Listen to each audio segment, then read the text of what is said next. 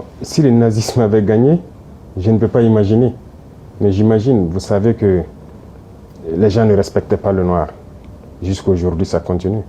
On a toujours qualifié le noir de sous-homme.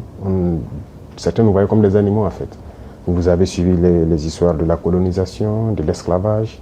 Les noirs ont été torturés, exposés dans des cages comme des animaux sauvages en Europe et tout. Les noirs ont été castrés pour les empêcher d'avoir même de la progéniture. Les noirs ont été traités comme moins que des animaux. Vous savez que au Congo, on trouvait que le carton coûtait plus cher que la peau du noir. On préférait sécher le caoutchouc sur la peau du noir que de payer du carton pour sécher le caoutchouc. Le noir a beaucoup souffert. Donc de l'esclavage pendant des siècles et des siècles, la colonisation. Et cette guerre, vous voyez qu'on est venu prendre nos ancêtres sans leur consentement, aller les mettre en boucherie, en première ligne. Et au retour encore, vous avez appris ce qui s'est passé au Sénégal. Quand ils ont voulu réclamer leur argent, on les a tués. C'est-à-dire qu'ils ne considèrent pas le noir. Et ça, ils sont allés se battre aux côtés de soi-disant alliés, qui les traitent comme ça.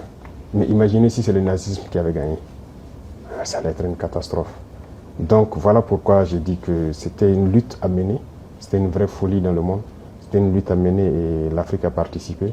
Et aujourd'hui, on peut dire merci parce que le peuple qui a consenti le plus grand sacrifice, c'est le peuple soviétique.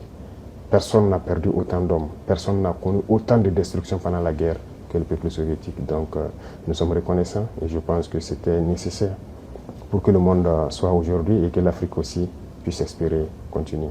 Merci beaucoup pour votre réponse.